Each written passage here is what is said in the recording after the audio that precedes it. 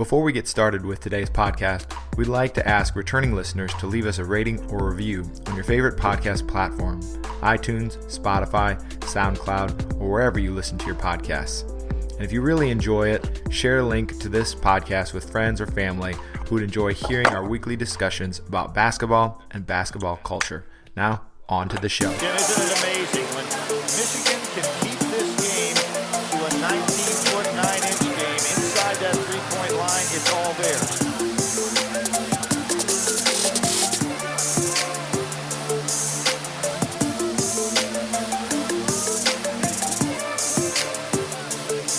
Nice move by Steve Fisher here.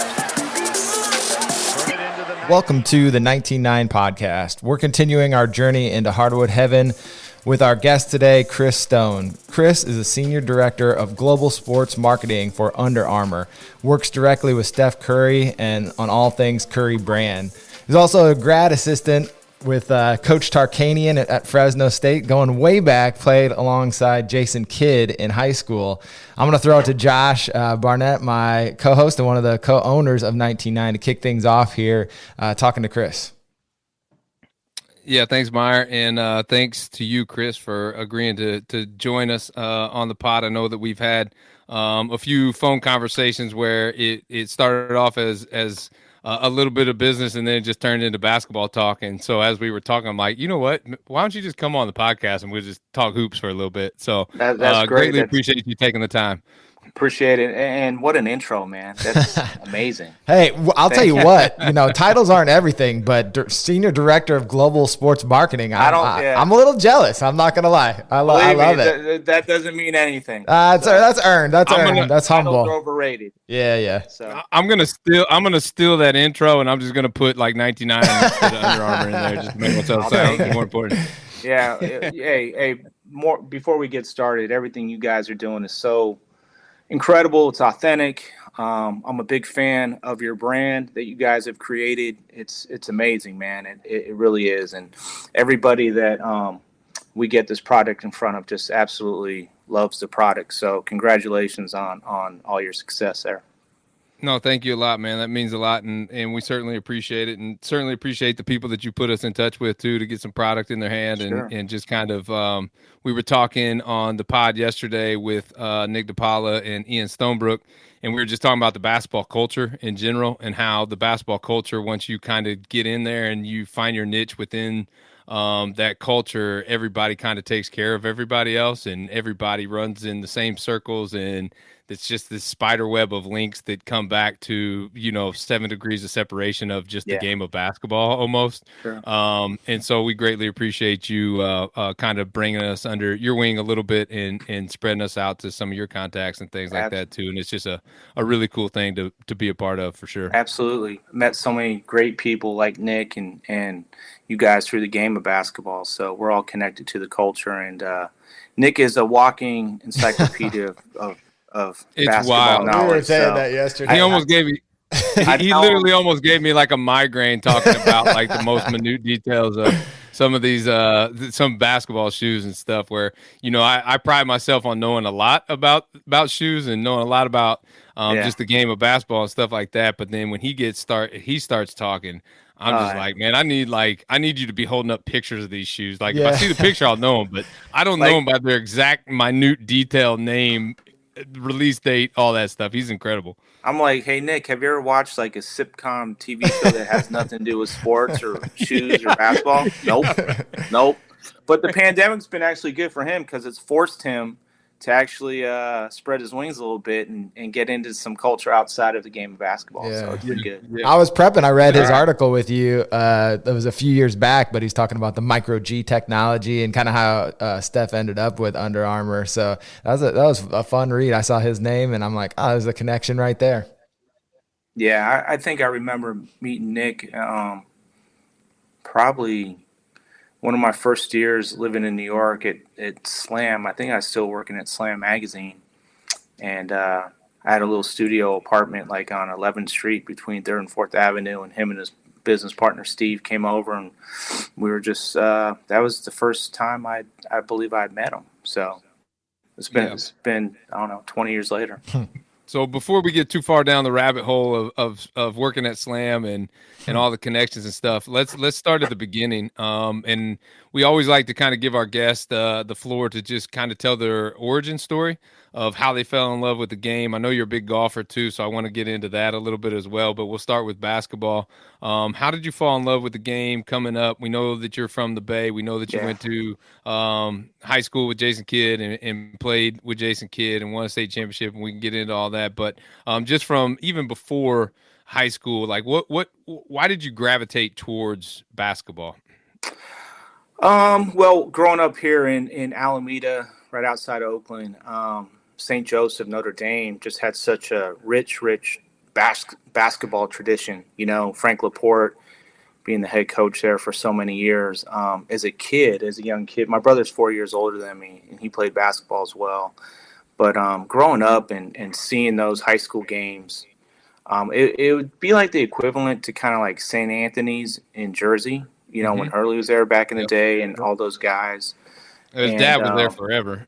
Yeah. It's like just a really small Catholic high school, 450 students, boys and girls, and basketball was the centerpiece because they didn't have a football team. And basketball is really the focus point from an athletic perspective to that school. And being around that from a young age, I was really drawn to it, you know, in the game and just, you know, growing up in the Bay Area, being a melting pot of cultures and people.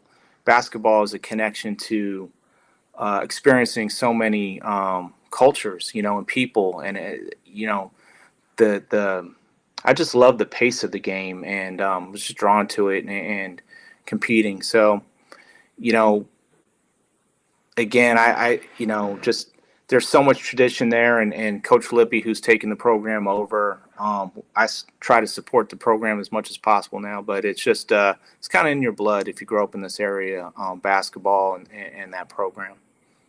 That's amazing. So I know that Jason Kidd gets a lot of the hype for that 91 state championship, but I did get the clip of it on YouTube today that I was able to thumb through real quick, and Kris Stone pops up and it says 14 points tonight. So 14 points in a state championship game is pretty legit. Nothing. Yeah, it was okay. Okay, let me rephrase it. It's better than the other two dudes on this pod have ever done in a state championship game. So you have that at least. I think it was all like, I don't know, maybe the running joke is, you know, you get your shots in the first half and then Jason goes for his in the second. Okay. You know, so you got to get the most you can in that first half. He's known for assists, so he's got to get his assists too, right? Yeah, I mean, Jason that night was actually 5 for 25 from the field. I think he was 16 to 17 from the line. There you go. But, you know, he had probably about 12 or 13 rebounds and about 13 assists. So, you know, and maximum effort. And I think every basket that mattered in the last 2 minutes he made, you know, or just made plays, and he just put you on his back. And the one thing, you know, with him was just like, you just knew every single night he was going to play so hard, you know. No one was going to outwork him. And any loose ball in the last 2 or 3 minutes of the game, he was going to get his hands on it. And so, you know, you just had to be ready and do your part and shoot the ball when it came to you, because you knew it was coming to you. So might not know where it's coming from, though. He made it easy. I wish he could play with Steph. I wish Jason in his prime was playing with Steph. Whew. That would have been fun to watch. That would be something. So it's one of my favorite things about social media. I'm not a huge social media guy. I don't have any of my own personal stuff up there, just through the business. But one of my favorite things is following the accounts that we follow, and then when it's somebody's birthday, like it was Jason's yesterday, I believe, was all the highlights and the clips that all these different social media accounts post, because you do forget as time goes on, you do forget how damn good these guys were for so long. And some of the J Kidd highlights, like I watched probably just on social media, probably a good hour and a half of clips, because you go down a rabbit hole when that stuff pops up, you know, and just an incredible basketball player in general, which we all knew, but it's always nice to be reminded from time to time. It's funny because, you know, when I first met Jason, it was like in the I don't know, 8th grade, I think, where he would come over to St. Joe's and play.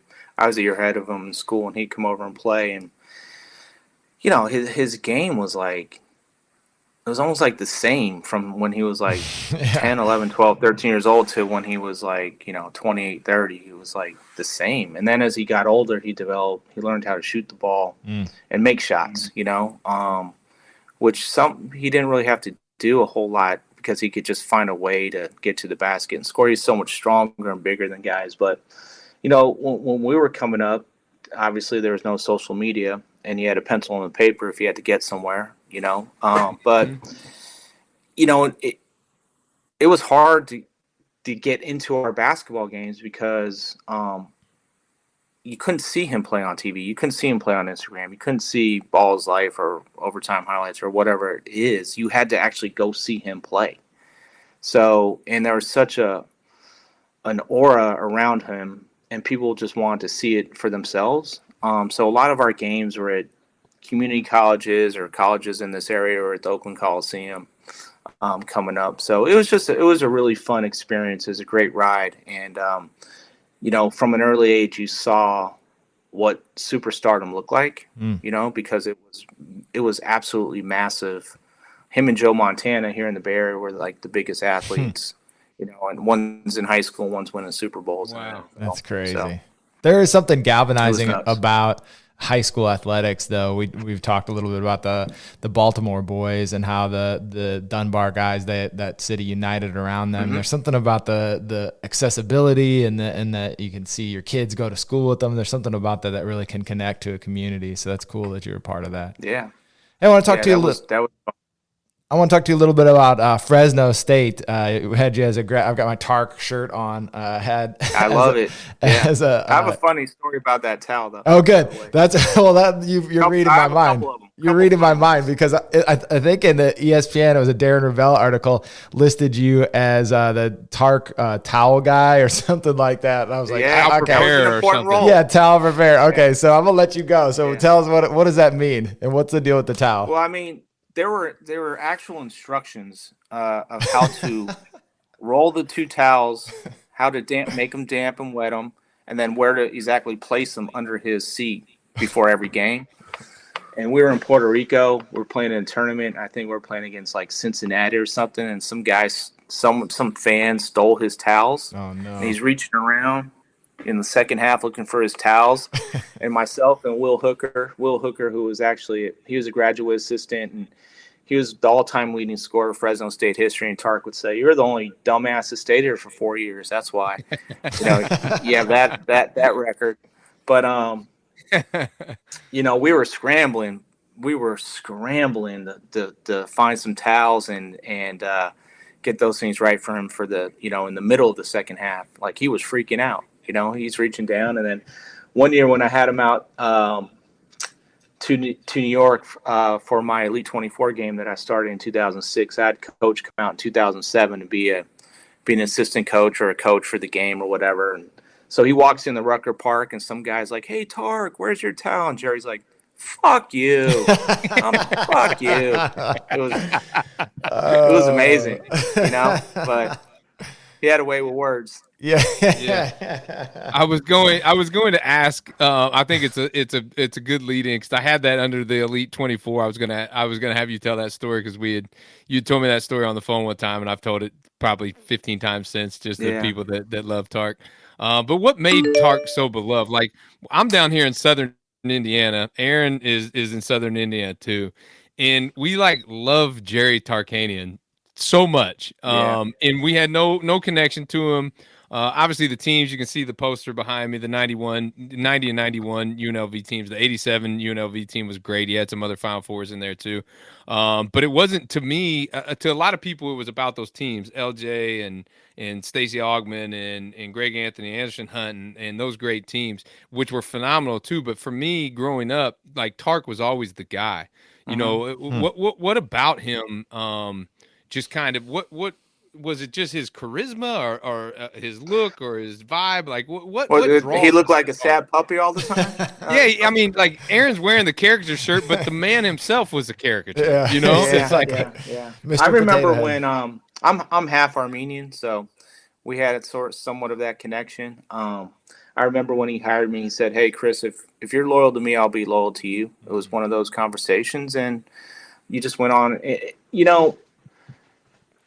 He truly, truly, generally, like so many other coaches, loved his players. Obviously, he was reaching out to players that needed help. He was if you ask Coach screwing a light bulb, he would have no clue. Like, he was such a basketball guy, in terms of, he really would sit there with strangers and talk basketball, and he loved the game so much. He was so mellow outside of the game. He was a very mellow, relaxed, chill guy. But once like practice started, it was going to be 3.5 hours of hell. Really, like it was no joke. Like his practices were very, very, very, very intense. And the starters, the starting five would play 3 hours of defense and 30 minutes of offense. And it was miserable. So when they got to the games, it was like easy, right? Like, and he just had a way. Like, I remember Winford Walton, one of these guys. He was a McDonald's All-American. He transferred from Syracuse, and we brought him in. He's probably 50 pounds overweight when he got to us, and we got him in shape, and he got in shape. And I remember when he got eligible, after he had to sit out a year because of transferring. We had a lot of those guys that had to sit out a year when they had transferred. Right. So, but he was stinking it up one day in practice. He was really bad. And Coach was just kind of like, "Winford, go take a nap. You're useless today. Go take a nap." But it wasn't like, it was like funny. Yeah. It's like, he's not motherfucking him, and he's not like, but he's like, "Hey, go take a nap. Come back tomorrow." It's like, he just had a way with the guys. The guys would laugh, and he was really just, he loved his players. He just, culturally, he was a renegade, and he didn't agree with NCAA and their principles and their philosophies back in the 80s and 90s, and it just, and you're seeing all this stuff come out today, right. And I think he was ahead of it, he was ahead of it. And because in anything in life, right, if you don't have the talent, you can't build the business, right? And so he was a player's coach, he's really, and he just had a profound understanding of a lot of the hardships that these players came from, and he had empathy for that, and I think that was genuine, and the players felt it. There's definitely a camaraderie that you build up on a team like that, where what a person says taken out of context could really sound terrible, but there's such a bond and an ability to call people out when you know them on that level, and when you work so closely together. Like you said, 3-hour practices, like, you're getting to know people if you're practicing that long every day. Sure. I mean, he used to always tell the guys too, like, the greatest thing about sports is, you can't cheat sports. You can't con sports. And like, he would say to the guys, you can go through life and you could figure out a way to con your boss to kind of just hang on and hang on and hang on. And you can con your teacher to get a grade, and you can con people. But in sports, if you haven't been putting in the work, and if you're not putting in the time, there's 20,000 people in that arena that are going to know. Yeah, no right? doubt. So those, it's just, sports can be very black and white at times, right? If you're not working, it's going to show. Those Fresno teams had some super big talent and big personalities. Is there anybody that sticks out to you in particular from those teams? I mean, Chris Herron was like, James Dean, as a ball player, just he had just such an incredible presence when he walked into a room. He had game to back it up. He played hard. One summer, I had Jay Kidd out, to work out with Jason was still in Phoenix. And so it was early in Jason's career. And I had Jason come out for like a week just to work out with all the guys and play. It was during the summertime, maybe like in August. And I remember it was Kris and I playing against Jason and I think Will Hooker. And we played probably like 7 games of 2-on-2. And, it was a deciding game. And they ended up winning the game, but Jason went out into the hallway and just started throwing up in a garbage can. He's like, who the fuck is that guy? Like, because Kris was really good, and could shoot it and so strong, and had such a massive chip on his shoulder, huge personality. But, Kris was dealing with a lot of other stuff that no one really knew about and how severe it was, but that's just how good he was. He was an amazing talent. But there were just so many guys, like so many different cast of characters that came through that program. I remember Courtney Alexander transferred, I believe, from Virginia. Yep. And you could tell right away that Kris and him were going to get along too well. So that was interesting. It's different guys. How did Tark get Skip out there? Rafer ended up going to community college at Fresno. It was just kind of like somewhat of a pipeline, we almost had Stephon Marbury, we were close to landing Steph and Lamar Odom. Those were guys that, Jerry worked, man.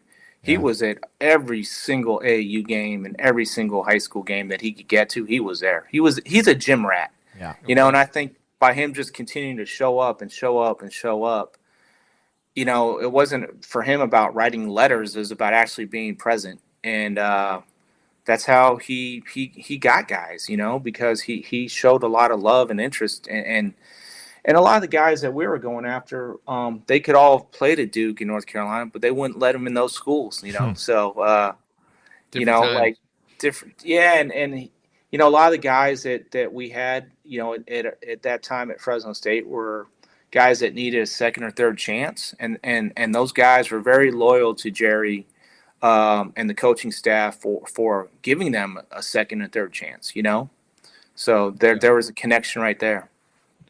So getting back to Tark a little bit and just talking about him being a gym rat, and Meyer and I talk about this all the time offline, is those guys, those old coaches, those old personalities that we grew up with in the 70s, 80s, 90s. A lot of those guys came from the high school ranks or came from the community college ranks or came from the small schools and just worked their way up. And were just total basketball guys. So many of these college coaches, our problem with college coaches now is they're politicians, is kind of how we categorize them to an extent. Will we ever get to see the big personalities again in the college game, like your Bob Knights, your Rollie Massiminos, your Jim Valvanos, your Jerry Tarkanians, or has that day come and gone in your opinion? It's probably come and gone. I believe so. Too much money involved, you think?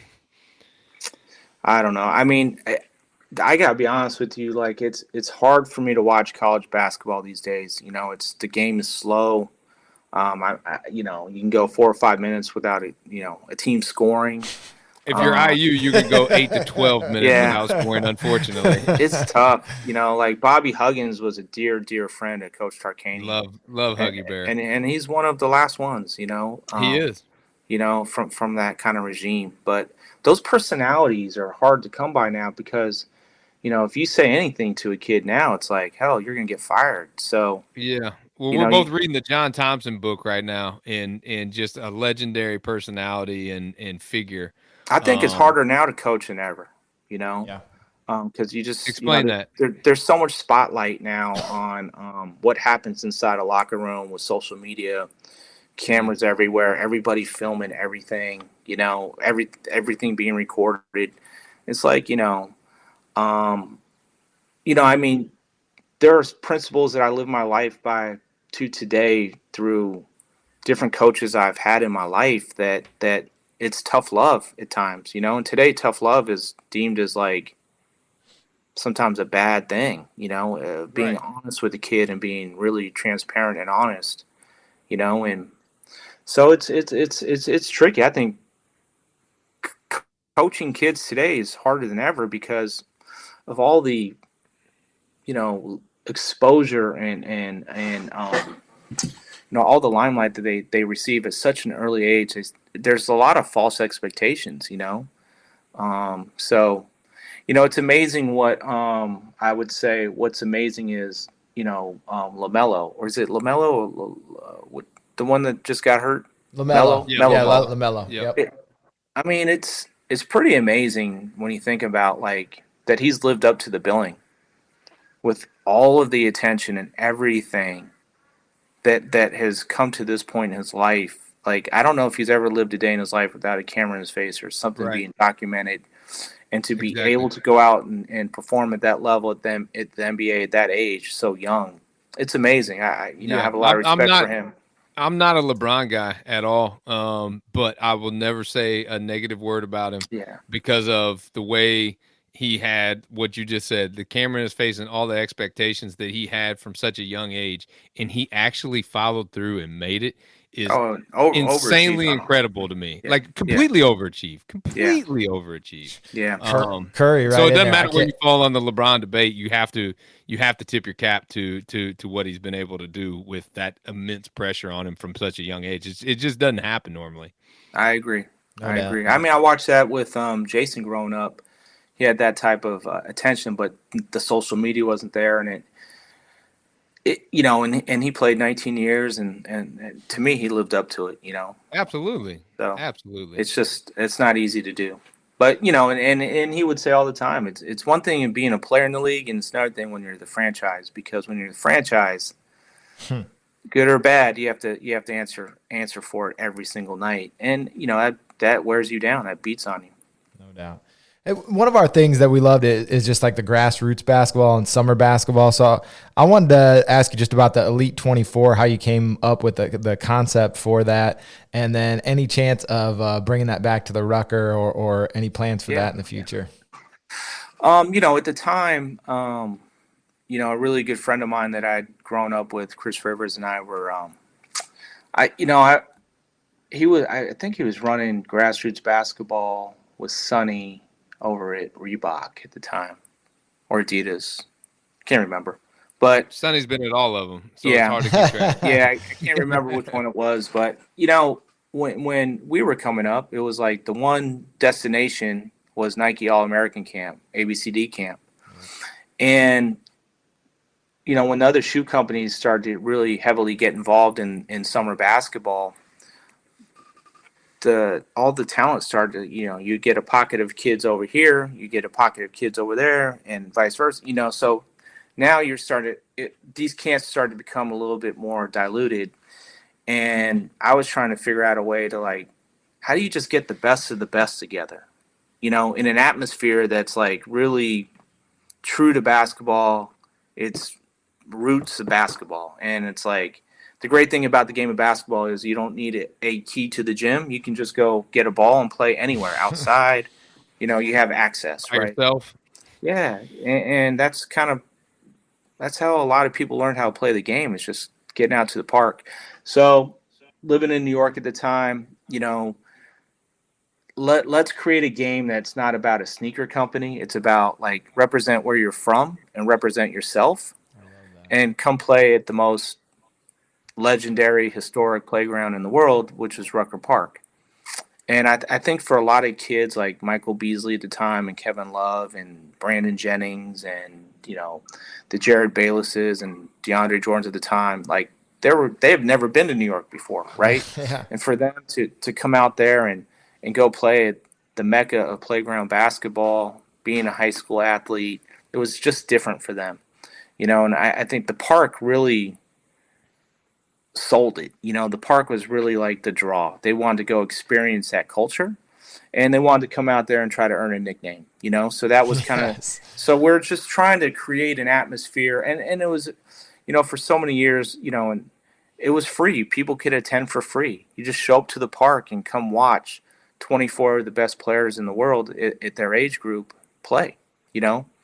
I think 22 of the 24 the first year went on to play in the NBA. Wow. Which was, incredible. Amazing. If you live in that neighborhood and you can go see this talent, you'll remember that forever, And you were telling me, Kris, on a phone call that we had a while back that when the kids showed up to the Elite 24, you kind of just handed them their uniforms, like, here, wear this, and they were unbranded, and they were like, well, what shoes should we wear? And you're like, just wear whatever the fuck you brought. We don't care what shoes. And that had like a great, like, appeal to them. Like, okay, I'm not being monetized or controlled here. I'm just here to ball. Yeah, and that was kind of the idea, and we struggled with we were buying like their practice gear at Foot Locker like the day before because nothing shipped on time, and it was just a mess. Josh knows about that.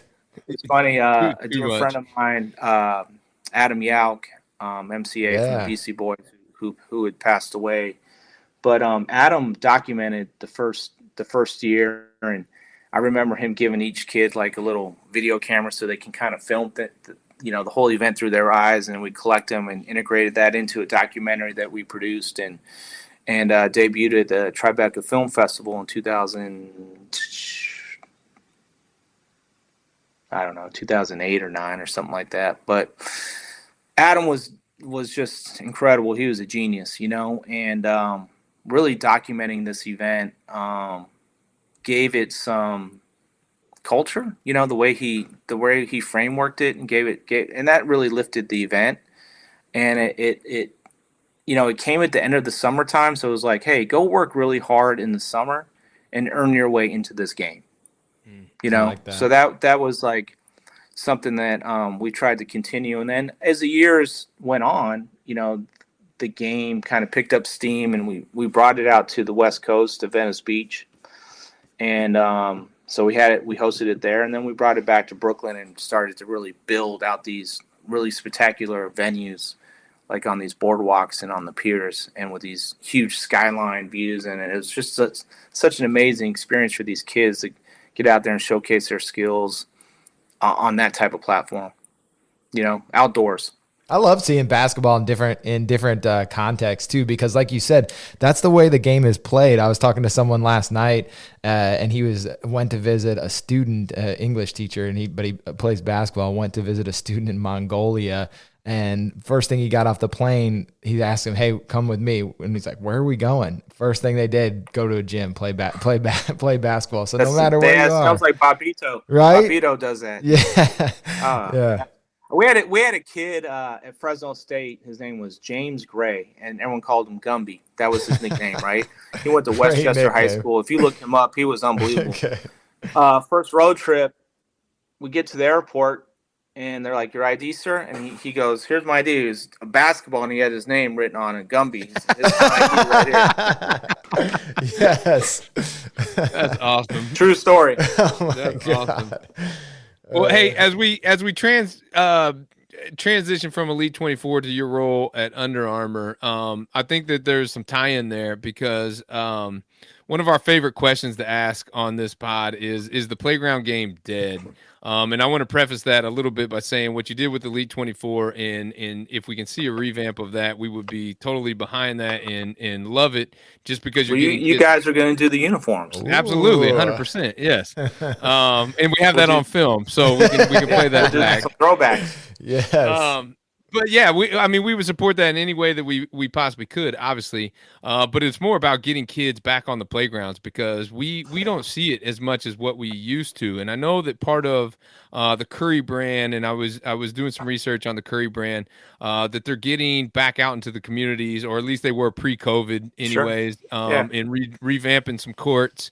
And trying to bring communities back out to the playgrounds. And can you speak on that just a little bit and how important you think that initiative is? Yeah, I mean, everything that we're trying to do around the Curry brand is rooted in purpose. And for Stefan, it's about, he has 3 pillars: eat, learn, play. It's one of his foundations. Eat right, get out and play sports, and educate yourself. And, where we fit into the puzzle around the Curry brand is like, okay, how can we have an impact on what's authentic to you, Steph? And it's rooted in sports, right? So playing the game of basketball, getting kids out, living an active lifestyle, less time in front of the TV and less time in front of the joysticks playing games, but get out and participate and get out of the digital world for a while and get to know people. Yep. And so I think this year we'll finish the year at like 7 to 9 playgrounds that we're going to refurbish. That's cool. We're doing one with Snoop down in Long Beach. So we had a call with him, a Zoom last week, which was unbelievable, by the way. It's just crazy. Yeah, feel free to throw those invites our way too. We won't say anything. I just want to be on it. Yeah. I mean, he was in the studio, doing studio things, right? Yeah. He was in the studio, and just the dialogue between him and Stefan was unbelievable. And coming from two completely different backgrounds in life, but coming together through through sport.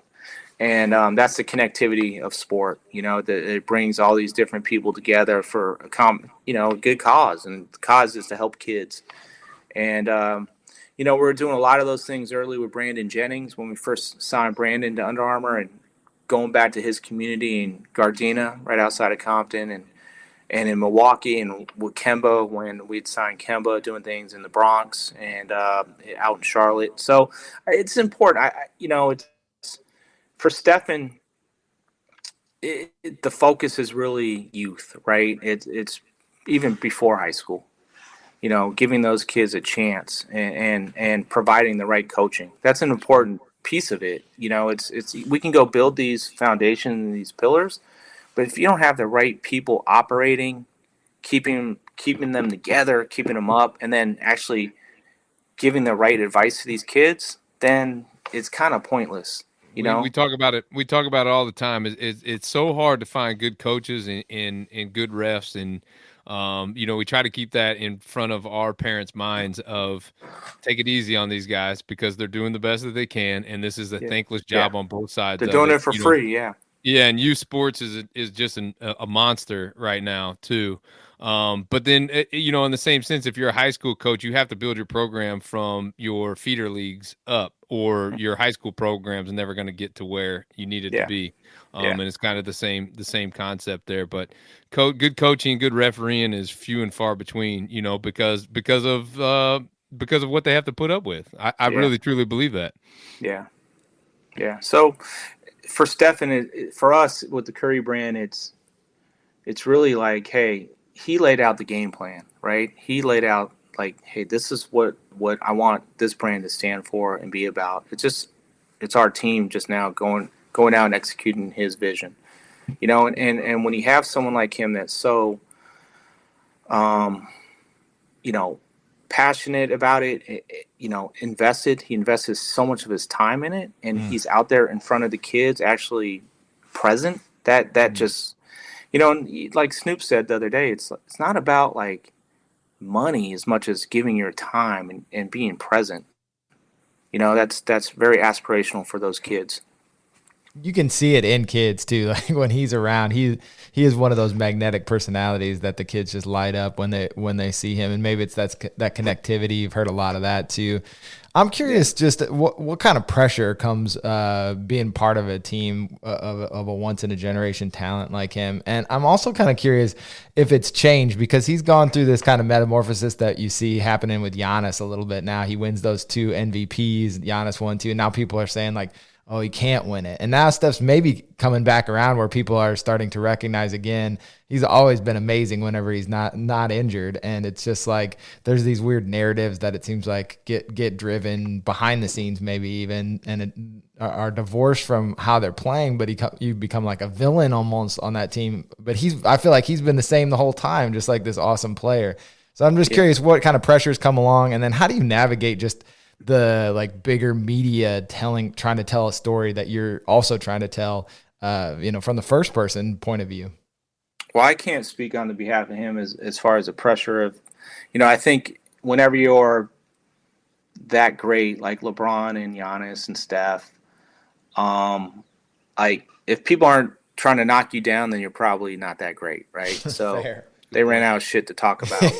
So they're just trying to create like false stories and false narratives. Yeah, sure. So, media loves to do that shit. Yeah. So, it's like with Tiger and all the great ones, they're just going to find anything they could dig up to talk about. So he's never not been great. I think like where, the greatness of Stephen is in his humility, right? Like when Durant was making that decision and wanted to come to Golden State, he wanted to understand from Steph where his head was at, and Steph welcomed it with the understanding that both of them were going to have to sacrifice so much of their individual game to make the team work.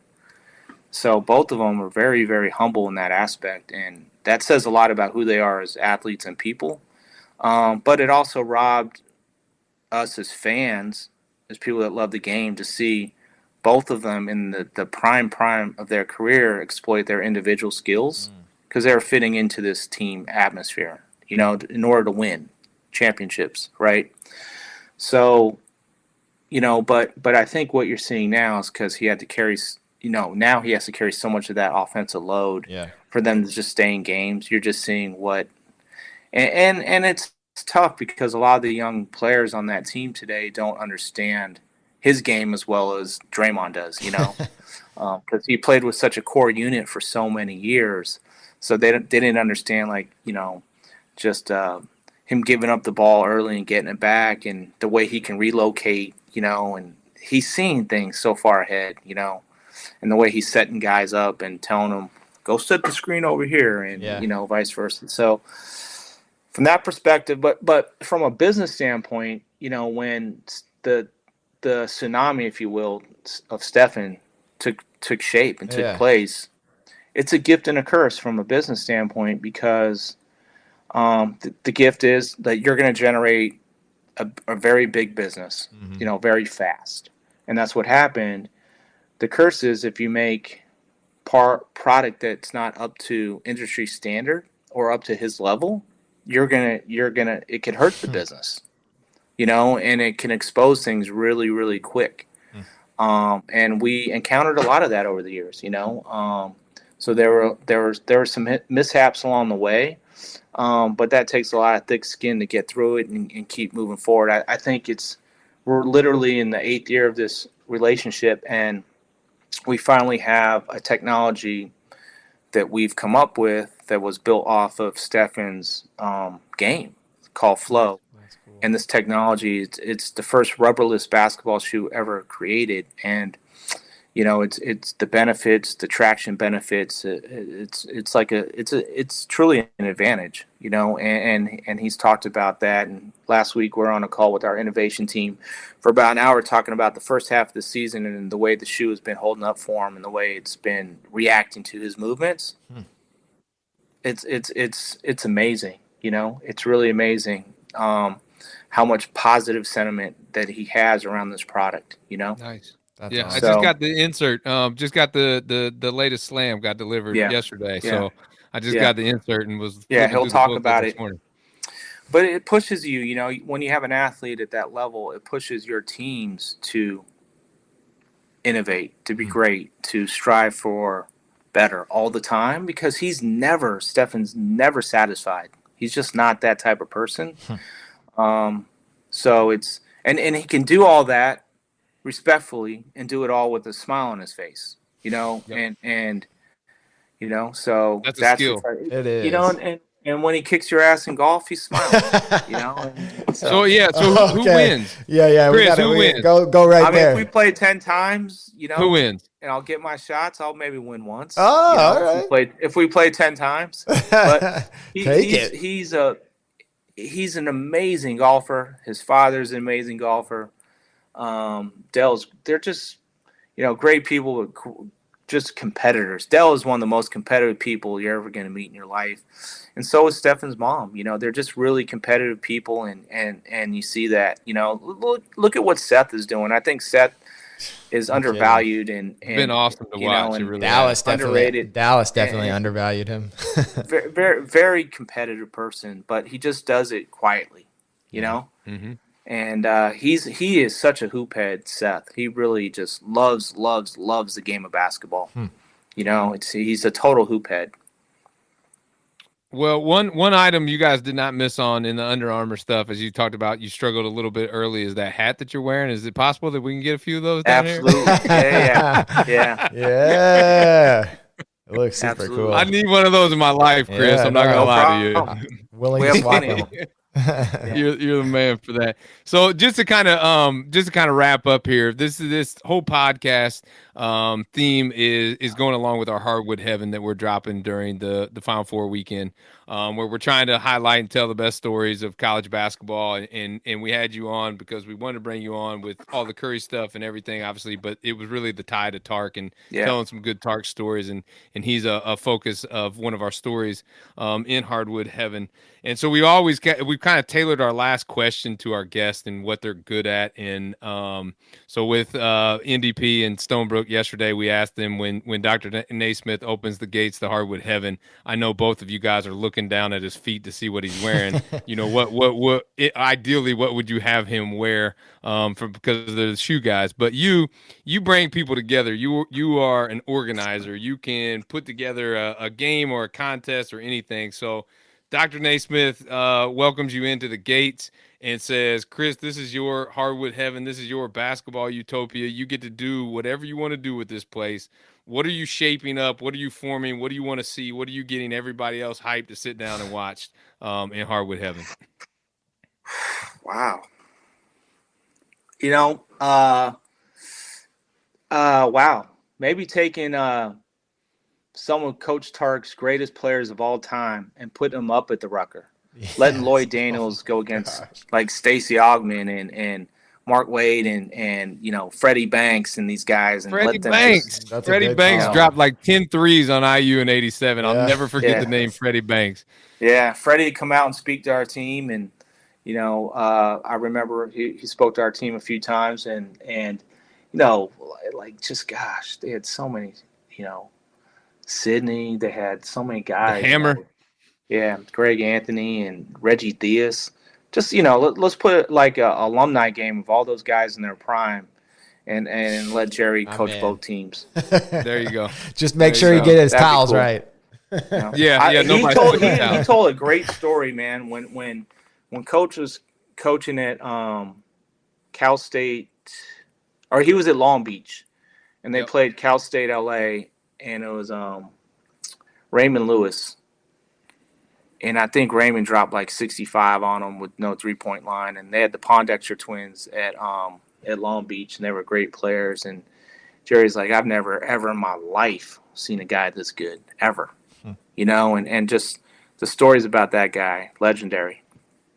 Yeah, so, wow. I mean, Jerry was the best because you would just go sit in his office and you could just talk basketball for 2 straight hours about some of the greatest basketball people and players of all time. We were on a trip, and Dale Brown was a good friend of his, and we went to go play LSU, and Ed comes in, our athletic trainer's like, yeah, we're going to take the guys to McDonald's, and Jerry's like, fuck that, we're going to the greatest barbecue place in the history of Louisiana. Yes. So that was Jerry. Yeah. Like, no. And when we got to our hotel, there was the biggest. We had a guy, Kendrick Brooks, who was a really good college player and played at Fresno for us, and he's from the area, so Coach would always schedule a home game in that senior's hometown. And the spread that was laid out that night with the catfish and all of it was just unbelievable. Man.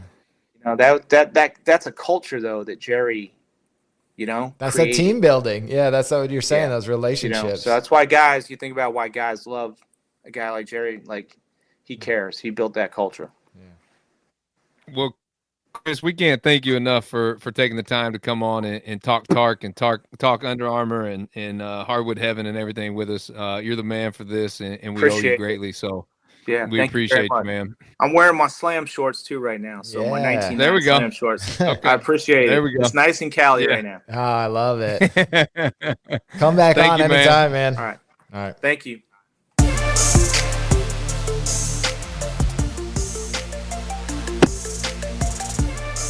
Thank you for listening to the 19-9 podcast. If you haven't already subscribed to the podcast, make sure you do. And while you're there, leave us a rating and review. 5 stars like the basketball camp. We also have links to all of 19-9's social media so you never miss a release. Until next time.